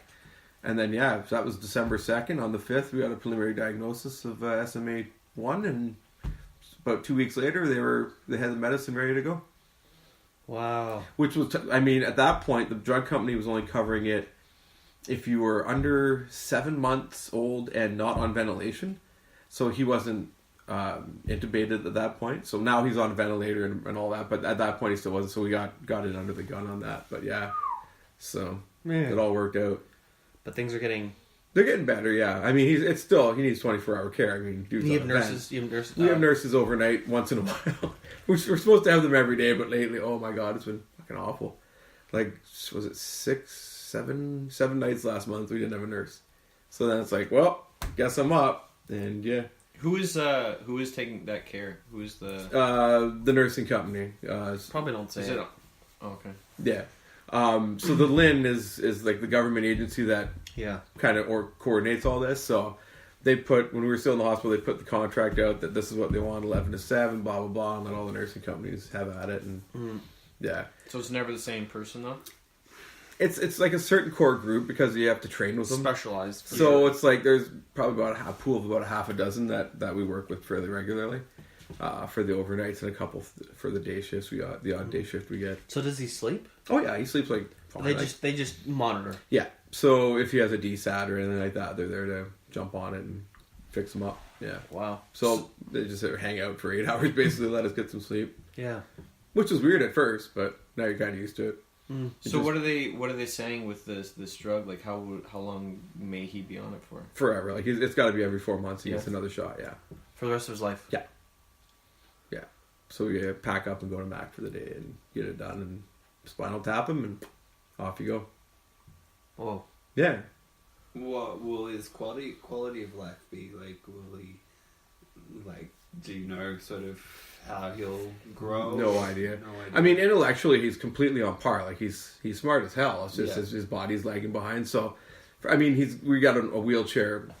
It's like a stroller, basically, like a really fancy, heavy duty transformer stroller type thing, coming for him. And we'll have to do some rentals in the house at some point. But otherwise, like, I mean, it'll just all be physical. It's going to be physical. I mean, like, say he is developing. He's gaining. He's hitting milestones that we didn't think he was going to, so it's really hard to say. I mean, there's no track record. There's not years of research behind this at this point, right? Like the top normally was like 2. Yeah. Like, yeah. Yeah, so, yeah, anything after that is gravy, right? So, wow. Yeah. It's been a bit of a shit show last year. Yeah. Yeah. So we spent 5 months at Mac and Ronald McDonald House. Shout out to Ronald McDonald House. They're incredible people. I've heard awesome things. I've heard awesome things. And Mac themselves, but yeah, both, like Ronald McDonald House, honest to God, that saved our lives. Because we were driving back and forth every day. We just sort of set up shop down there and tried to keep our daughter kind of with her normal life and take her to lessons. So we just sort of divide and conquer because my wife was still on mat leave, so we could still kind of do that. But yeah, How old's your daughter? She's 4. She's 4. Yeah. That's an awesome She's in JK, yeah. Oh my God. Doesn't stop talking. Mine's so today we went to go see Santa Claus. Yeah. And it was, so those reindeer out there, are they the regular ones? I was like, whoa. So like it was like get in, get your picture, and get out. Chloe's like, I gotta ask this guy some questions. It was pretty funny. Oh my God, pretty funny. I want the real truth there, man. It's Shake so him down. cool though. Like I don't see her. Like maybe I'll see her like once a week, but it's like every time I see her, she's getting more and more adept and smarter and like picking things. And she's like just now, it's like I don't know why the birds scared me. They scared me. Yep. Like it's like like it's so cool. They're like people now. Yeah, you're a little person. You're so cute. Dad, I made cookies. Oh, okay. Can I have one? Well, we gotta save them for Santa. I said, are you sure Santa's gonna want to eat these? Yeah. Oh God. So does he? Is he interacting with you? Like, and he can.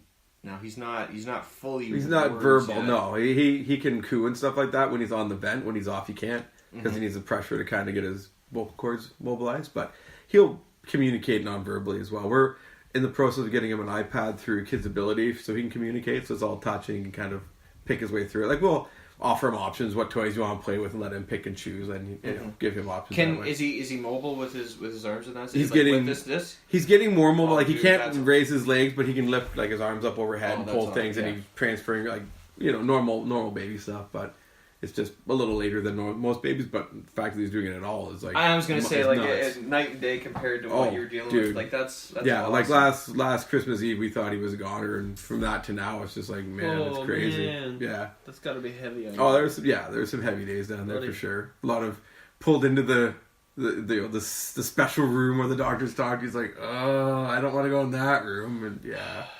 Wow. Yeah, it was heavy, but glad to hear things are going. Yeah, they're positive. getting better. They're getting better. We're gonna have a good Christmas. Yep. As long as let's stay at home. Yeah. No trips to Mac, baby. So you're at home. You're staying home. Yeah, I'm staying home with them. Yeah, because there's just no other way it would work. So you're getting government funding for staying home? No, I'm getting $0. What? Yeah. He has to hit a certain age before he can start getting ODSP. Unfortunately, I think that's how. So we'll pay for other people. Wait. It's a kid. Yeah. So once he gets to a certain age, then they can kind of like, it's like a weird thing. They can diagnose it, and then they start getting ODSP funding. Yeah. Yeah. See what I'm thinking, because is your wife off as well? No, she's working. So you could basically call this, because it's there's the year and a half, right? Mm-hmm. So you could say, because you said it's 18 months. Yeah. They could classify that as basically your mat leave. Well, I was on EI when I left Jacuzzi, and so they extended that by I think 6 more months for like a caregiver leave or something. Mm-hmm. So that was the end of that, which is fine. We make it work, but yeah, eventually the ODSP will kick in. Yeah, because it's a frustrating system. Mm-hmm. Well, but it's frustrating for the people who don't need it, but it's actually worthwhile for the people who do need it. Like for the gentleman that I take care of, like if they didn't have that money, I know 2 of the guys don't even have a family. They don't have anybody taking care of them. Man. They're just state. Like the state's just helping them. And like we're a company and we get paid by ODSP and they get funding, and then there's a proprietor of his money and stuff like that, like a person who's in charge of it. But really, if he didn't have that money, I was gonna say, could he stay at your facility? No. Oh Jesus! So then he's. Can you imagine? So where does he go? Yeah. Okay. 100%. So which is like 90% of the people on the streets is mental health. Oh, issues. absolutely! Like, are you kidding me? And that they just don't have the organization. They didn't have the people the family to see what was happening and to plan and to put them on the waiting list for these places. And like, if you're not organized and you don't have those kind of like, you don't have the money and you don't have that kind of thing organized, you're in trouble. Like, it's not, and there's a waiting list for years, like 10 years. Oh, Jesus Christ. So, I don't know what you guys are thinking long term for him, but like, not to put that on you, but like, I just know that, there's companies out there that are like, that's what we do. We help people. We do, and there's dependent on the needs and stuff like that, but like, it's a waiting list, man. Is that beyond respite?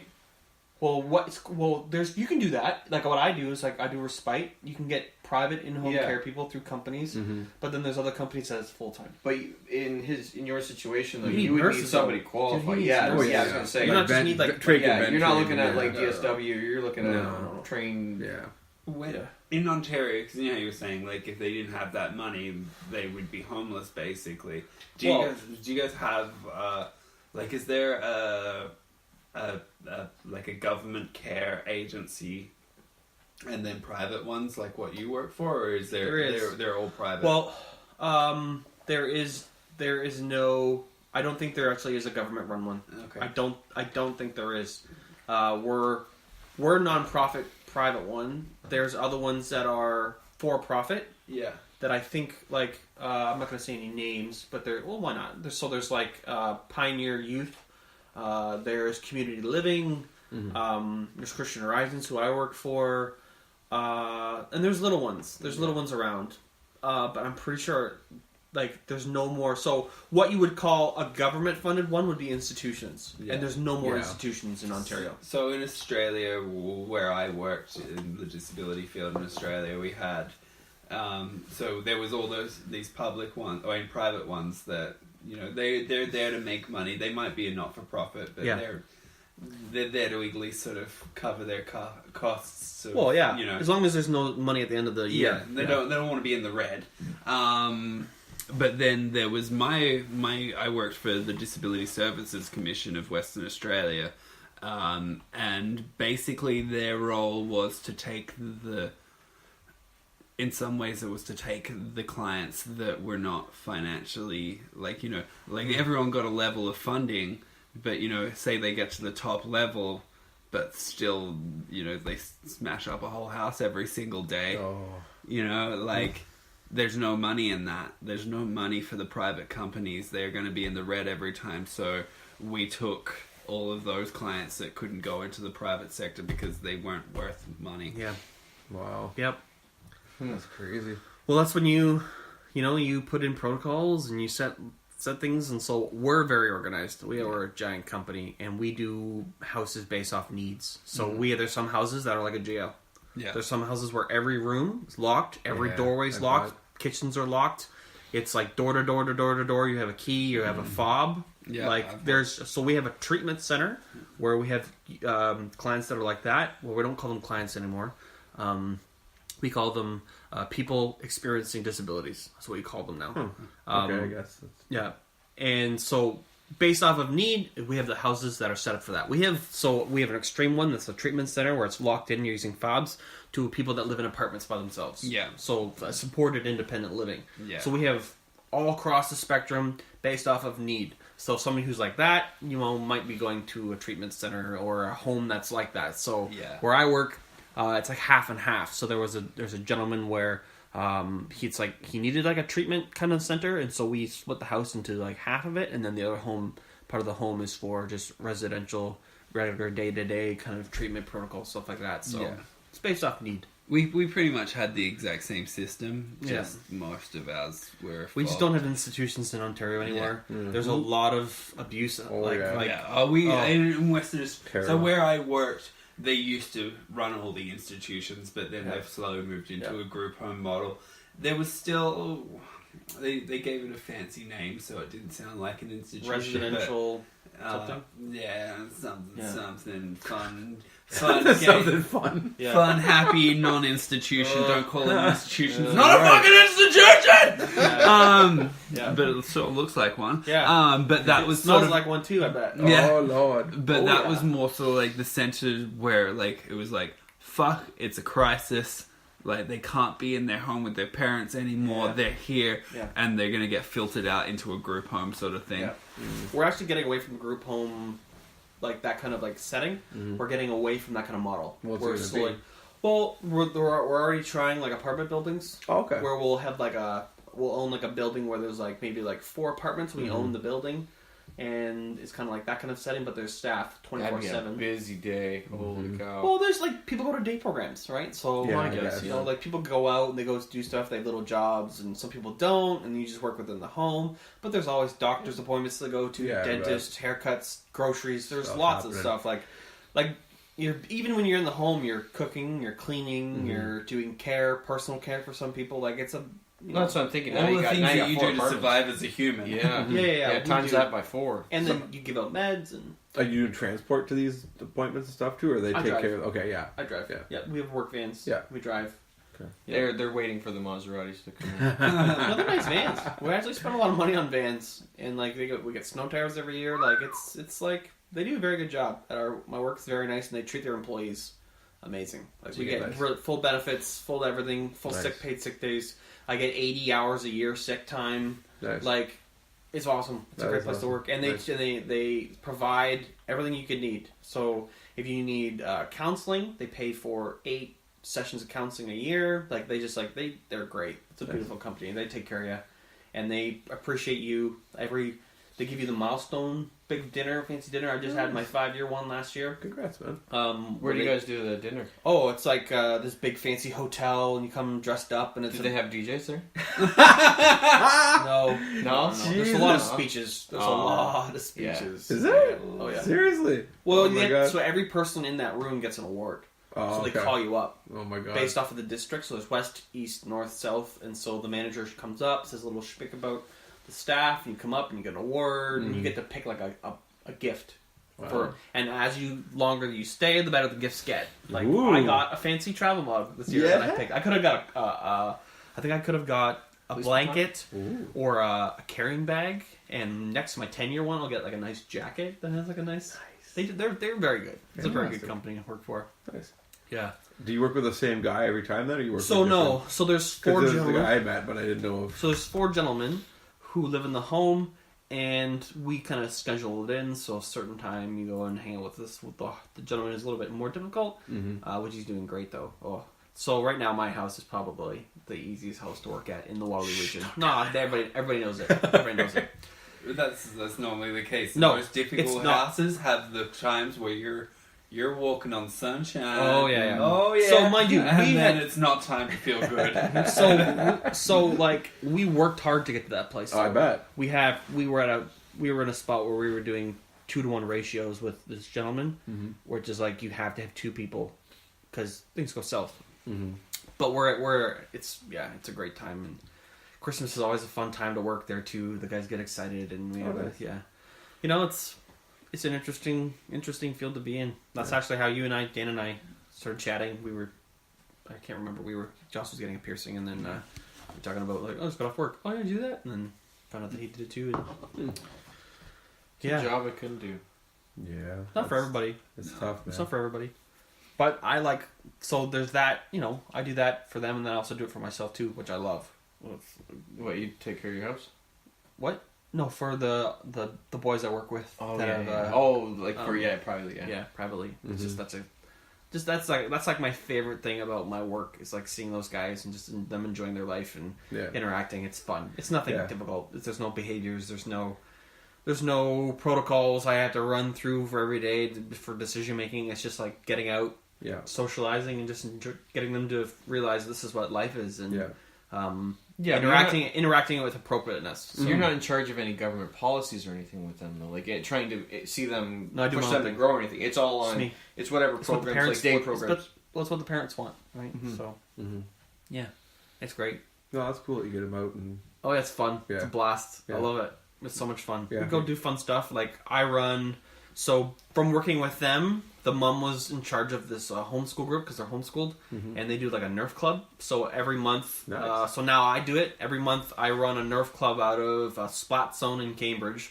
We rent out the indoor paintball field, and we pay like $100 for the day for like 2 hours. And if I I charge per kid $10. Yeah, and so usually we get like 15, 20 kids, and it's just me refereeing. And the Nerf guns now that these kids have. Oh, they're crazy, eh? Holy oh my God. moly. Like, when we had his Nerf guns, like, shoot to the wall and go, boom. We're talking like, I couldn't even shoot my like 50, 60 feet shooting like, boom. Like, not just one. And it hits you. It's like, ow, it hurt. Like, sometimes I'll get shot in the face accidentally, and I'm just like, it's fun though. But the kids, and so I run it as in like games like in like Call of Duty where you do like team deathmatch and like capture the flag, or where you do like these like I make up all these different games for 2 hours, and the parents just drop the kid off and they get a break because they're the moms get a break. The moms are full time. All these kids are homeschooled. All of them are, I would say, somewhere on the spectrum too. So I have to like bring in a little bit of like understanding in that too. They're like, it's fun. So I do that as well. And then I also, with the one boy, we go LARPing.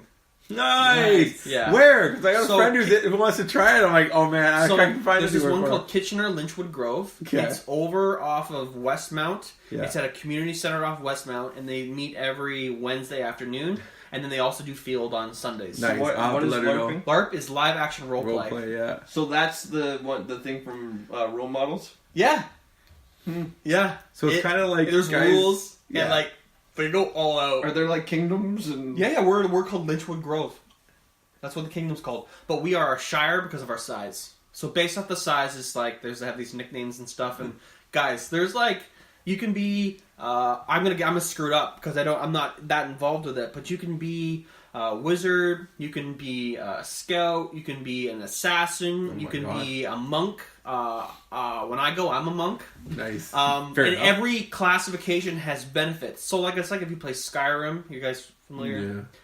So it's like Dungeons and Dragons. Every person has an added bonus skill by being that character, and they're better at like hand-to-hand combat, or they have spells, or they can ward off certain spells because you're the certain thing, and like it's like Diablo. Yeah, and it's like, and so you make these swords. I can make them. I make them now. I'm like, I've made like 20 of them. You make foam swords that have to be a certain size. And there's like specs on this? Oh my god, dude. Oh my god. Yeah. You got the caliper out, they're like checking. Yeah, you get the caliper out. The metal rod. No. So your inner core can be PVC pipe and it can be bamboo, but on the outside layer, it has to be foam. So you have to have at least 2 inches of foam. What's inside the PVC pipe, though? Mm-hmm. You don't want to load it with concrete. Rolls of quarters. No. But it's based off of so if you get stabbed in the chest, that's a death. If you get hit in the arm once, you have to get hit in the arm twice for a death. So basically, limbs you have to get hit twice. Headshots don't count. Yeah. How do you surrender? You just drop it and say, "Hey, stop." You take your weapon and you put it on your head like this, like over top of your head. So you go out and you do things called ditching, where you go out and you just warm up and you just fight.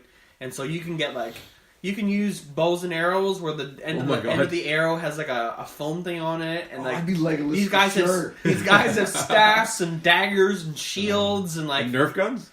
No, you're not allowed to use Nerf. I made a katana. Matrix. What I did is I took a PVC pipe and I used a torch and I just slowly bent it over the whole.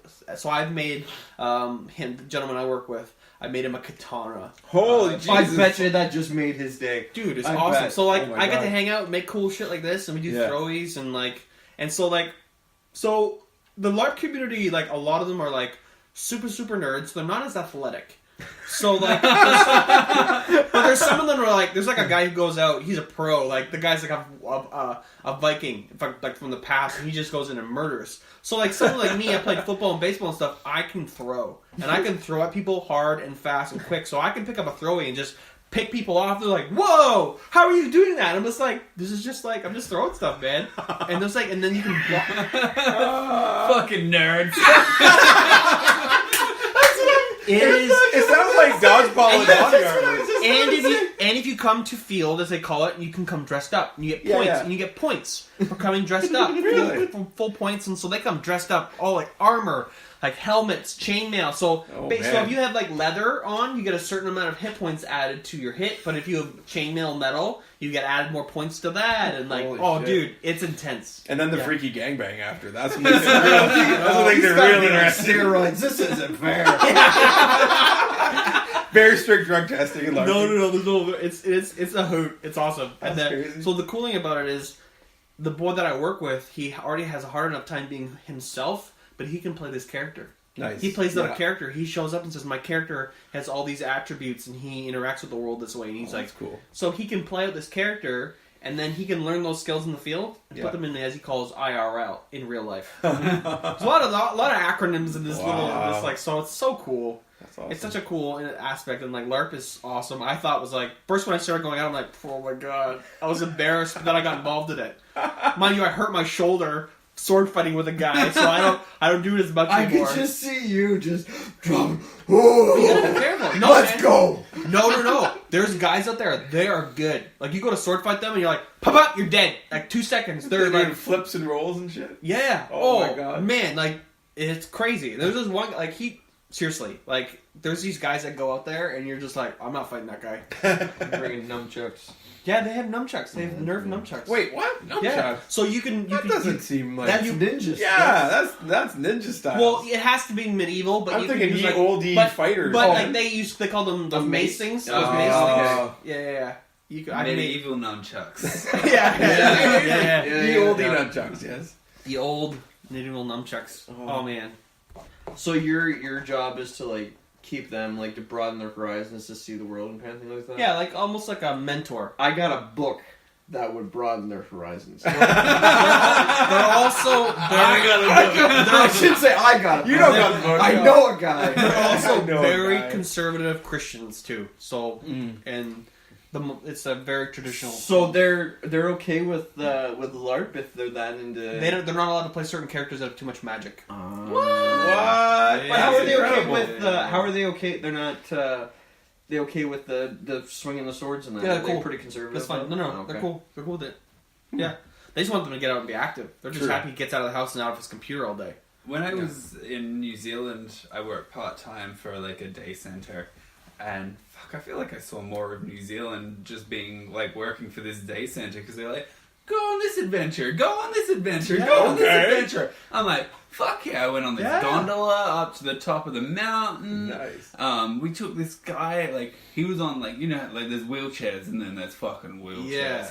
He was in a fucking wheelchair. But we got him in this punting boat, like this little boat thing that they ran down the river, and we, boom, popped him in there. My God. And they're pushing him down the river, and people are taking photos of him in this fucking thing. Like, Hope you don't roll it and fry the electronics yeah.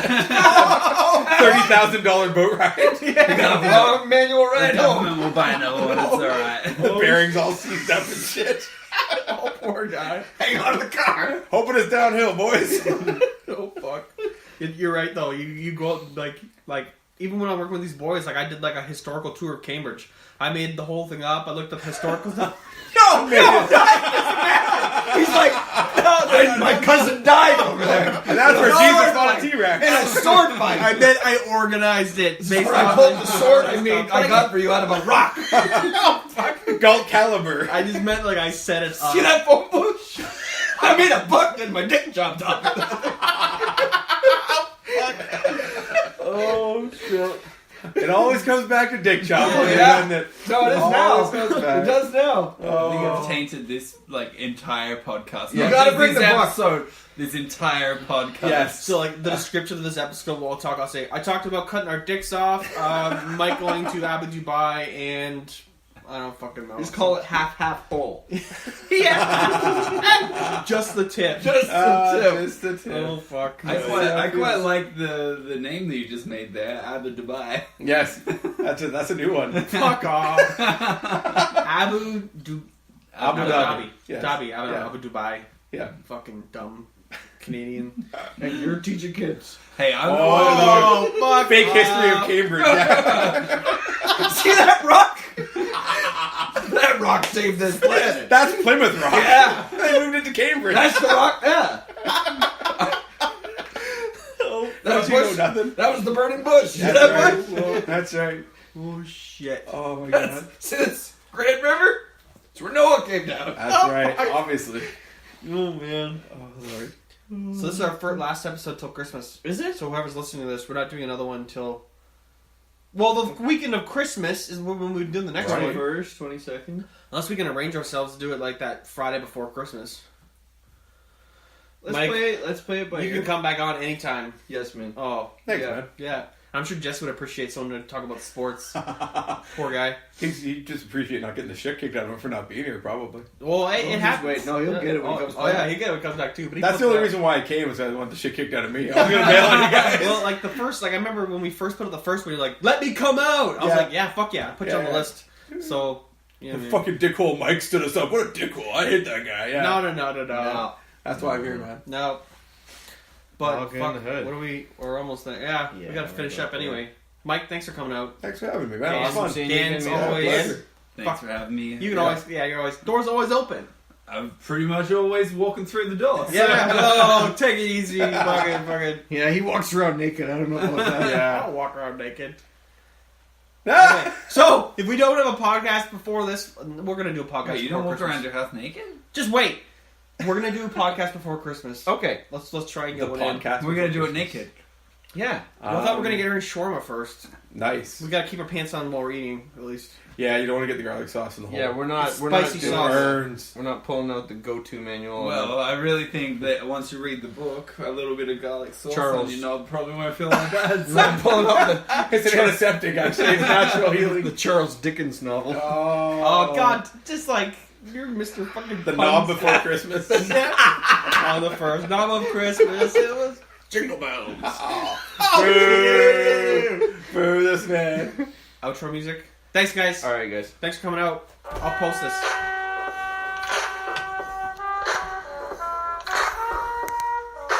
What is this music? It's jazzy. All right. Goodbye.